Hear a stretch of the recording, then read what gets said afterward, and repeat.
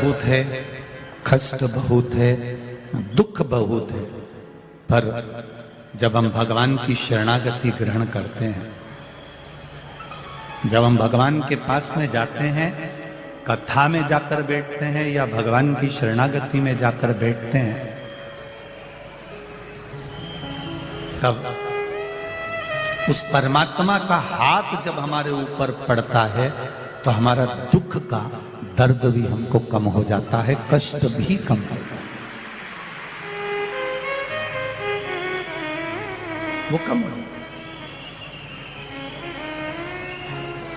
हमारा भजन करना, भगवान की अविरल भक्ति को धारण करना, भगवान के भजन में लगना, ये हमारे दुख को, हमारे कष्ट को, हमारी तकलीफों को समाप्त करना।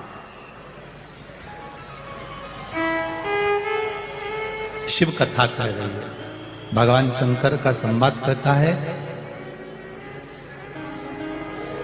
भगवान देवादिदेव महादेव का पावन चरित्र कहता है। देवऋषि नारद ने जब भगवान शंकर का अपमान कर दिया अहंकारवश,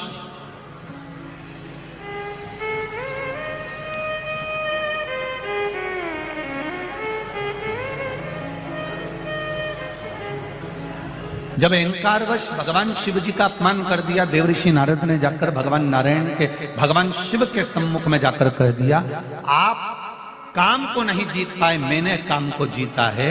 शिव जी को जब थोड़ा सा नीचा दिखाया, तब भगवान शंकर को क्रोध नहीं आया।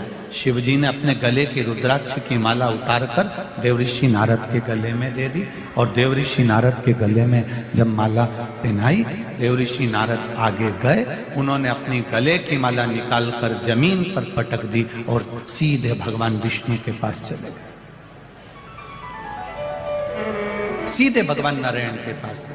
और नारायण के पास जाकर उन्होंने, देवऋषि नारद ने कह दिया कि मैंने काम को जीता है जिसको देवादिदेव महादेव नहीं जीत पाए।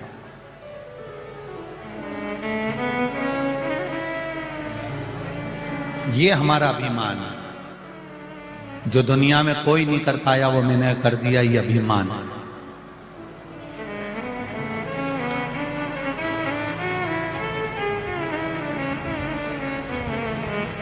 रावण भी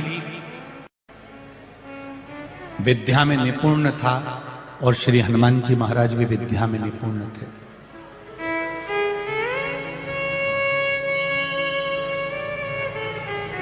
रावण भी विद्वान था, हनुमान जी महाराज भी विद्वान थे,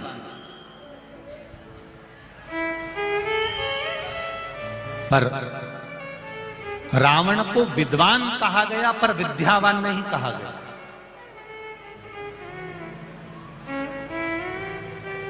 जितनी जगह आप सुनेंगे रावण की चर्चा तो लोग कहेंगे बड़ा विद्वान था साहब, बहुत विद्वान था, उसने शिव जी को हाथ में उठा लिया था, उसने भगवान शंकर की आराधना करी, सोने की लंका उसकी थी, सारे ग्रह उसके अनुकूल थे, सबको उसने बंधन में बनाकर रखा था।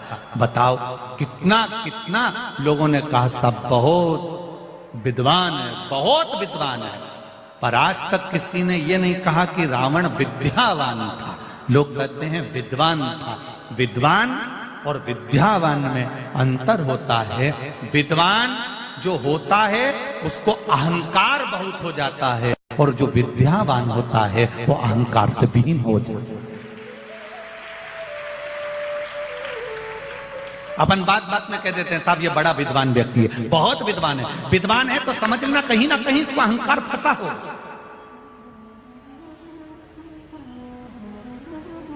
साहब हमारे गांव के ये बड़े विद्वान व्यक्ति हैं, अब वो कहीं ना कहीं अभिमान उसके सम्मुख में आ जाएगा।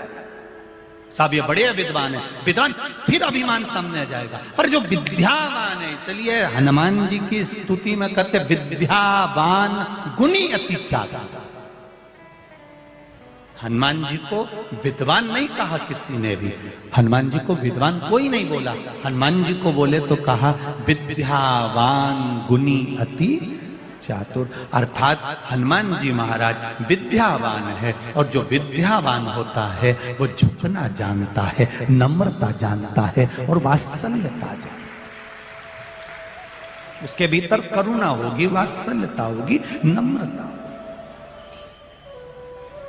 आप कितने भी करोड़पति बन जाओ, धनपति बन जाओ, सत्तापति बन जाओ, वैभवपति बन जाओ, चाहे कितने भी ऊंचे सिंहासन पर बैठ जाओ, विद्वान तो कोई भी बन सकता।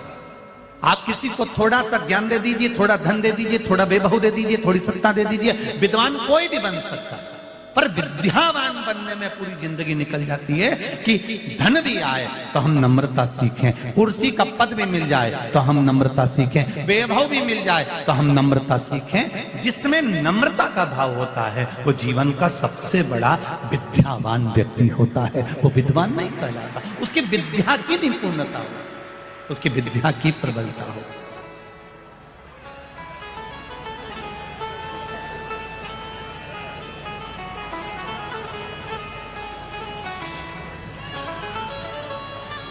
मेरा आप सबसे निवेदन है, आप विद्वान मत बनना। और कोई आपको अगर विद्वान कहे भी सही तो पहले उसके चरण पकड़ लेना, दादा मैं तुम्हारे हाथ जोड़ूं, पांव पड़ूं, मैं काय का विद्वान, मैं तो तुम्हारे चरणों की धूल हूं साहब, मेरे बस का कुछ भी नहीं है। ये तो सब मेरे राम जी की कृपा है, ये तो सब मेरे ठाकुर जी की कृपा, ये सब मेरे गोवर्धन नाथ की कृपा, ये सब मेरे भोलेनाथ की कृपा है। अपना है क्या? नारद जी को जब अभिमान आ गया, नारद जी के भीतर जब अभिमान फंस गया, अहंकार आकर खड़ा हो गया, तब देवऋषि नारद को भगवान विष्णु ने 6 सूत्र दिए हैं। इन 6 सूत्र को नारद अपनी जिंदगी में उतार कर रखना, तब तेरा अहंकार समाप्त हो जाएगा और शिव तुझे मिल जाएंगे। और शंकर अगर मिल गए, शिव जी से हमें सीखना ही क्या चाहिए? शंकर भगवान से क्या सीखना है? भगवान शंकर से सीखो विद्यावान, शंकर भगवान से सीखिए। शिव जी ने जब ब्रह्मा जी के द्वारा वीणा देवी उत्पन्न हो जाती है, ब्रह्मा जी के द्वारा सरस्वती उत्पन्न हो जाती है, ब्रह्मा जी के द्वारा जब वीणा और सरस्वती का प्रागट्य हो जाता है, तब वीणा देवी ब्रह्मा जी के पास में जाकर खड़ी हो जाती है। और वीणा देवी ब्रह्मा जी के पास जाकर खड़ी होकर कहती हैं कि मुझ में जो बल है वो बल किसी में भी नहीं है। स्वयं वीणा देवी ने कह दिया, सरस्वती कह रही है कि मुझ में जो बल है वो किसी में नहीं है। ब्रह्मा जी ने उसी समय पर थोड़ा सा ब्रह्मा जी को बुरा लगा और ब्रह्मा जी ने कहा कि अगर तुम कहती हो कि तुम में बल है, किस चीज का बल है? मैं स्वर की सम्राट हूं,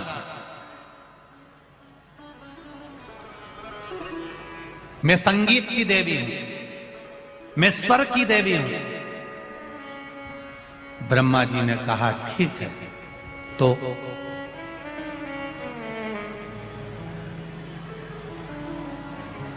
बच्चों के लिए तो तुम्हें नम्रता होना चाहिए ना।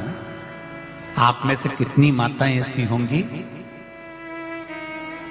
कितनी माता ऐसी होंगी जो सर्विस भी करती है? कितनी माता ऐसी होंगी जिन्होंने नृत्य भी सीखा होगा? कितनी माताएं ऐसी होंगी, कितने पुरुष ऐसे होंगे जिन्होंने गायन की, संगीत की क्लासें भी करी होगी? पर जब कुंवारे हो तब बात दूसरी है। संगीत क्लास भी कर लेते हो, संभाल भी लेते हो, आयोजन भी कर लेते हो, नृत्य नाटक का भी कर लेते हो, पर जब धीरे धीरे धीरे धीरे परिवार के चक्कर में पड़ते हो, घर में बच्चे जन्म ले लेते हैं, तो क्या बच्चों के सामने नृत्य सिखाओगे? नहीं, पहले अपनी औलाद को, पहले अपने बच्चों को संभालोगे कि मेरा बच्चा समझ जाए, उसके बाद मैं दूसरी जगह क्लास लगा लूंगी, दूसरे को सिखा दूंगी या कार्यक्रम करने चली जाऊंगी। अपना बच्चा समझना चाहिए। कितने भी औहदे पर बैठ जाओ, कितने भी पद पर बैठ जाओ, पर अपनी नम्रता को मत छोड़ो। सरस्वती मैया ने, वीणा देवी ने कह दिया कि तुम मुझे जानते नहीं हो, ब्रह्मदेव से कह रही हैं मेरे में वो बल है, मुझ में वो स्वर है, मुझ में वो संगीत है, मुझ में वो ज्ञान है जो कहीं नहीं हो सकता। ब्रह्मा जी ने कहा तुम्हें एक बार अच्छे से समझ लेना चाहिए कि अभिमान बेकार होता है, पर वीणा देवी का वो भाव समाप्ति नहीं हुआ। तब वीणा देवी एक इंद्र की सभा में बैठी हुई थी और इंद्र की सभा में ही, उस पावन सभा के अंदर आज देवऋषि नारद के मित्र श्री तुम्बरुका जी आ गए। समझिए जरा, बहुत विचित्र कथा है, इसको समझिएगा जीवन में कि इस जीवन में इस कथा को कैसे उतारा जाए। देखिए उस कथा में तुम्बरुका जी आ गए तुमरुका जी कौन? मानव सा शरीर है, घोड़े का मुंह लगा है, हाथ में करताल है, बीणा डली हुई है।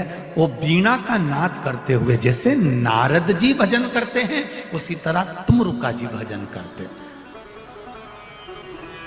पर नारद जी के भजन करने में और तुमरुका जी के भजन करने में अंतर होता है। तुमरुका जी जब भजन गाते हैं, तुमरुका जी जब कीर्तन करते हैं, तुमरुका जी जब गायन करते हैं और कुछ बोलते हैं, तो कहते हैं कि 33 कोटि देवी देवता के पांव थिरकने लगते हैं, वो उठकर खड़े हो जाते हैं।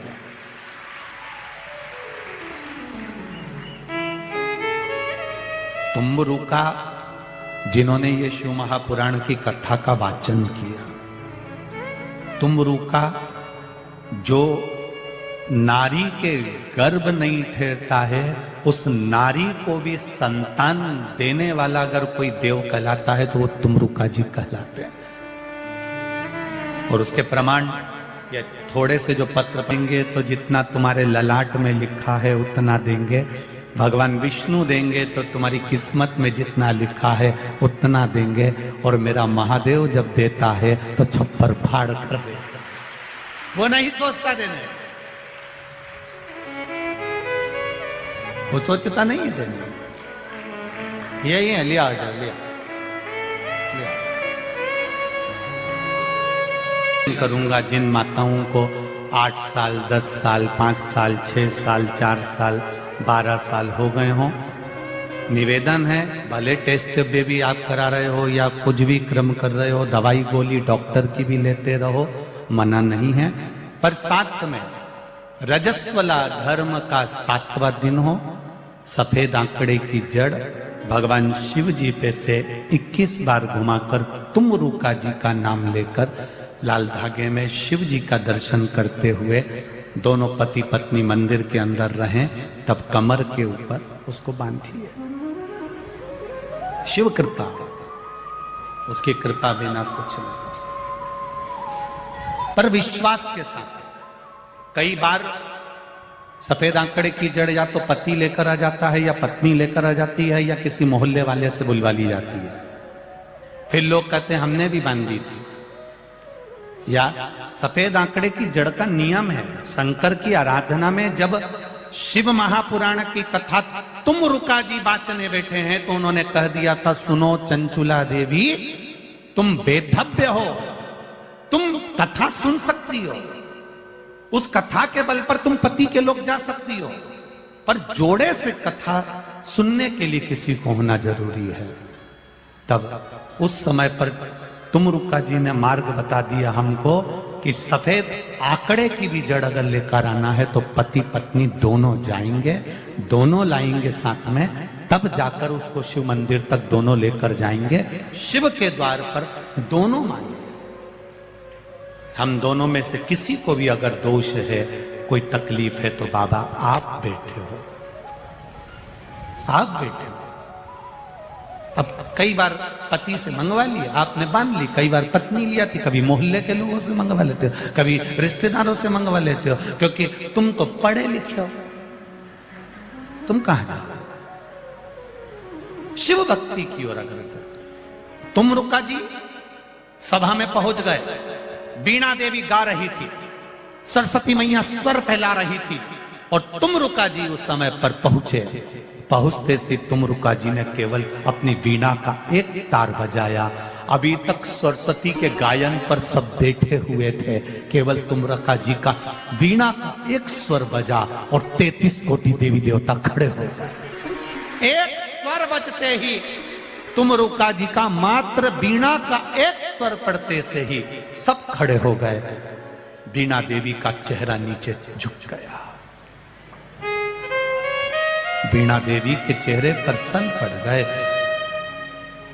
मैंने इतना गायन किया तो कोई नहीं खड़ा हुआ, मैंने इतना भजन गाया तो कोई नहीं खड़ा हुआ, और तुमरुका जी केवल एक वीणा का एक स्वर ही दिया था, सब खड़े हो गए। ऐसा क्या है इसमें? तब ब्रह्माणी सरस्वती वीणा देवी वापिस आई ब्रह्मा जी के पास में, मुझ में क्या कमी है? ब्रह्मा जी ने कहा तुम्हारे स्वर के लिए अभी तुम्हें और मेहनत करना पड़ेगी। मुझसे ज्यादा ज्ञानवान कौन होगा स्वर के लिए? मुझसे ज्यादा प्रबल कौन होगा स्वर के लिए? ब्रह्मा जी ने कहा जाओ तुम रुका जी के पास में। तुम रुका जी के पास में जब सरस्वती गई हैं, सरस्वती मैया के चरण को तुम रुका जी ने प्रणाम करा है। इसको कहते हैं विद्यावान गुणियति चातुर। इसको कहते हैं विद्यावान। अपने ज्ञान की परिभाषा नहीं दी है, अपने ज्ञान की परिभाषा नहीं दी। तुम रुका जी ने चरण पकड़ लिए। मां क्या बात है, आप मेरे चरण मत पकड़ो, मैं आपके पास सीखने के लिए आई हूं, आप मेरे गुरु बनिए। तुम रुका जी ने कहा संसार में मेरी क्या सामर्थ्यता या मैं किसी को सिखा सकूं, मुझे तो खुद महादेव ने सिखाया है। आप महादेव के पास जाइए, वो सिखा सकते। मेरा महादेव अभी कहां मिलेंगे? तो कहा श्री सैलम के पर्वत पर, क्रौंच पर्वत पर महादेव विराजमान है। शंकर भगवान के पास में सरस्वती मैया चली गई। 1000 वर्ष तक माता सरस्वती ने तप किया, तब शिव जी प्रकट हुए। मांगो वीणा देवी, तुम्हें क्या चाहिए? वीणा देवी कहती है मुझे स्वर की देवी तो लोग कहते हैं, पर मुझ में स्वर नहीं। आप मुझे ये स्वर दे दीजिए, ये संगीत, ये गीत दे दीजिए। शंकर भगवान ने उसी समय अपना नटराज रूप प्रकट कर लिया और नटराज रूप प्रकट कर कर माता सरस्वती को स्वरवान बना दिया।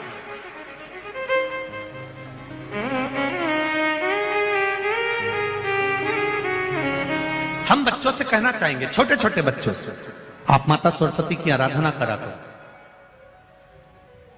मेरे बच्चों से निवेदन है, कभी जिंदगी में अगर मौका मिल जाए और सरसों के फूल यदि आपके जीवन में आपको कहीं से प्राप्त हो जाए, सरसों के फूल जानते हो ना, पीला कलर का होता है सरसों का फूल, आप प्रयास करो सरसों का फूल। जिस दिन माता सरस्वती का, मेरी बागेश्वरी का जिस दिन प्रागट्य उत्सव हो बसंत पंचमी का, उस समय पर माता सरस्वती का स्मरण कर कर वो सरसों का फूल आप देव अधिदेव महादेव को चढ़ाइए। जैसे माता सरस्वती को ज्ञान दिया था, वैसा मेरा महादेव आपको भी ज्ञान दे।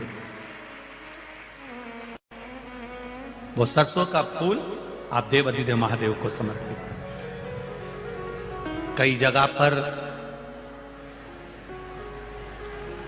आम के जो झूमर होते हैं वो, कई जगह पर सरसों का पुष्प। सरसों का फूल वैसे शिव महापुराण के अनुसार अगर अपन देखें तो बड़े रोग में भी कारगर होता है। जिसको कैंसर जैसा रोग हो जाता है या किडनी लीवर जिसका डैमेज हो जाता है, इसके लिए हमने पहले भी कथाओं में वर्णन किया है। आप उसका स्मरण कर एक पत्रा याद है,